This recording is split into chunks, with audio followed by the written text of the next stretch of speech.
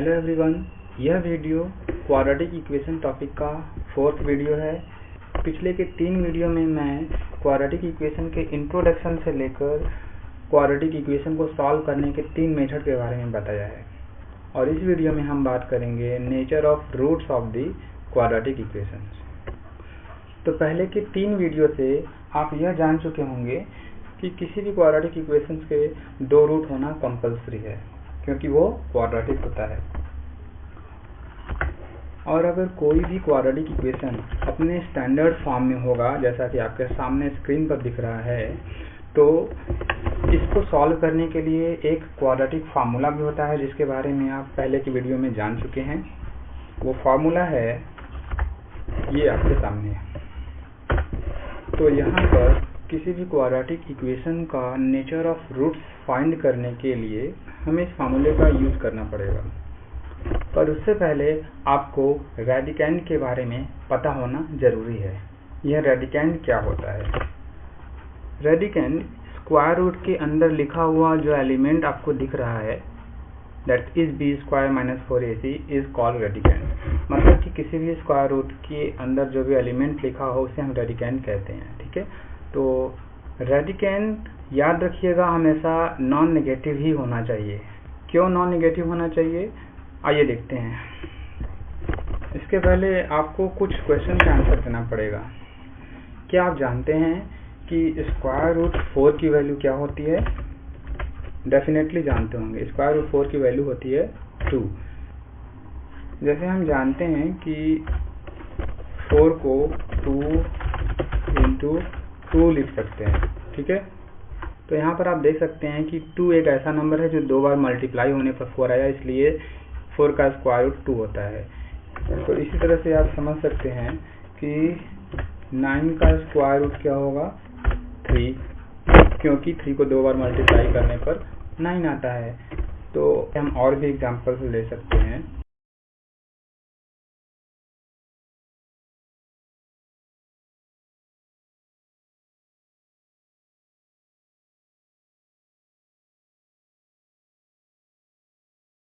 -4 = dash into dash. इसका मतलब आपको एक ऐसा नंबर पता करना है जो खुद से मल्टीप्लाई होने पर -4 दे। क्या आप ऐसा नंबर बता सकते हैं जो खुद से मल्टीप्लाई होने पर -4 दे? नो, ये पॉसिबल नहीं है। इसका मतलब क्या हुआ? हम इसको कुछ दूसरे फॉर्म में लिख सकते हैं। Square root 4 and square root -1। तो फाइनली हमें क्या मिल जाएगा? इक्वल टू स्क्वायर रूट 4 की वैल्यू होती है 2, तो यहाँ पे हमें मिल जाएगा 2 एंड स्क्वायर रूट -1। तो आप यहाँ पर यह देख सकते हैं कि स्क्वायर रूट -4 की वैल्यू आपको क्या मिल गई? 2 और स्क्वायर रूट में -1, जो कि सिंप्लीफाई नहीं किया जा सकता। और यह स्क्वायर रूट में -1 रियल वैल्यू नहीं होगी, यह एक नॉन रियल वैल्यू, यह हम कह सकते हैं it is an imaginary value. इसीलिए हम इसे I से रिप्रेजेंट करते हैं। तो आप आगे की क्लास में यह पाएंगे भी कि स्क्वायर रूट 4 = आपको मिलेगा 2i। ठीक है, लेकिन अभी हम इस कॉन्सेप्ट पे बात नहीं करेंगे। बस ये जानिए कि अगर स्क्वायर रूट में नेगेटिव वैल्यू होगी तो वह नॉन रियल वैल्यू देगी। ठीक है, यहाँ तक बात अगर क्लियर हुआ तो अब हम आगे इस फार्मूले पर बात करेंगे, जो हमारा मेन टॉपिक है, that is nature of roots of a quadratic equation. तो इस फार्मूले को मैं कॉपी कर लेता हूँ और इसे यहाँ पर रख लेता हूँ। अब देखिए यहाँ पर x क्या है? उस क्वाड्रेटिक इक्वेशन का रूट है। ठीक है, तो इसमें 3 केसेस होते हैं। वो केसेस कौन कौन से होते हैं अभी हम देखेंगे। हम पहले कंसीडर करेंगे इस रेडिकैंड की वैल्यू के बारे में। देखिए रेडिकैंड की वैल्यू क्या हो सकती है? या तो रेडिकैंड की वैल्यू पॉजिटिव हो सकती है, positive means greater than 0, and negative हो सकती है, negative means than 0 and last case क्या हो सकता है, इक्वल टू 0। ये 3 केसेस पॉसिबल है रेडिकैंड के।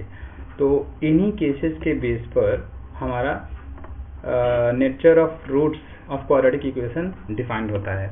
तो पहले हम बात करेंगे b² - 4ac, जिसको हम रेडिकैंड तो यहाँ पर कहेंगे ही, लेकिन इसे हम इस क्वाड्रेटिक इक्वेशन के लिए डिस्क्रिमिनेंट भी बोलते हैं और इसे रिप्रेजेंट करते हैं हम d से। तो हम ये लिख सकते हैं कि हमारा डिस्क्रिमिनेंट क्या हो जाएगा, हमारा डिस्क्रिमिनेंट हो जाएगा d = b² - 4ac। d की वैल्यू जब पॉजिटिव होगी यानी कि ग्रेटर देन 0 होगी तो क्या हो सकता है, देखिएगा d की वैल्यू जब ग्रेटर देन 0 होगी, b² - 4ac ग्रेटर देन 0 होगी। तो आइए देखते हैं, ये ग्रेटर देन 0 होगी यानी कि पॉजिटिव होगी, उस केस में हमें स्क्वायर रूट की वैल्यू क्या मिलेगी, रियल मिलेगी। और जब रियल वैल्यू को किसी भी रियल वैल्यू से सब्ट्रैक्ट या ऐड करेंगे तो अगेन वैल्यू रियल होगी और ओवरऑल x की वैल्यू हमें क्या मिलेगी, रियल मिलेगी। तो याद रखिएगा, जब b² - 4ac यानी डिस्क्रिमिनेंट की वैल्यू ग्रेटर देन 0 होगी, उस केस में हम ये कहेंगे कि रूट्स क्या होंगे, रियल होंगे। ओके, अब ध्यान दीजिएगा यहाँ पर कि x की वैल्यू रियल तो मिलेगी, बट अगर ये प्लस और माइनस साइन को सेपरेट किया जाए, यानी कि एक बार -b प्लस स्क्वायर रूट में b² - 4ac/2a लेंगे और दूसरी बार -b माइनस अंडर रूट में b² - 4ac/2a लेंगे। तो इन दोनों ही केस में x की 2 डिफरेंट वैल्यूज मिलेगी। इसलिए हम कह सकते हैं कि जब d की वैल्यू ग्रेटर देन 0 होगी यानी कि पॉजिटिव होगी तो रूट्स रियल होगा एंड अनइक्वल होगा। यहाँ तक बात क्लियर हुई। अब हम अगले केस पर चलते हैं, जब d की वैल्यू लेस देन 0 होगी यानी कि नेगेटिव होगी। ठीक है, d की वैल्यू लेस देन 0 होगी तो क्या होने चाहिए, लेस देन 0। देखिएगा, अगर d की वैल्यू लेस देन 0 होगी तो स्क्वायर रूट के अंदर नेगेटिव वैल्यू मिली, इसका मतलब कि यह स्क्वायर रूट हमें कौन सी वैल्यू देगा, इमेजिनरी वैल्यू देगा, दैट इज नॉट रियल। अगर यह नॉट रियल वैल्यू है तो यह की पूरी वैल्यू क्या हो जाएगी, रियल नहीं होगी, नॉन रियल होगा।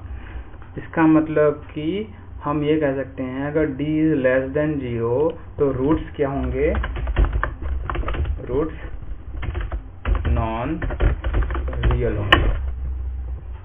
ठीक है, और लास्ट केस बचा कि जब d की वैल्यू इक्वल टू 0 होगी।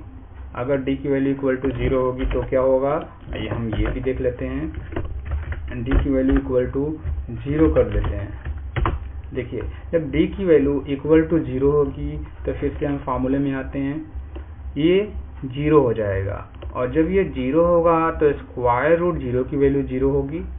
इसका मतलब कि इस पूरी की कोई मीनिंग नहीं होगी। मैं यहाँ से इसको रिमूव भी कर देता हूँ थोड़ी देर के लिए। तो हमें x की वैल्यू क्या मिल गई, -b/2a, केवल एक वैल्यू मिल रही है, जबकि हम किसकी बात कर रहे हैं, क्वाड्रेटिक इक्वेशन की।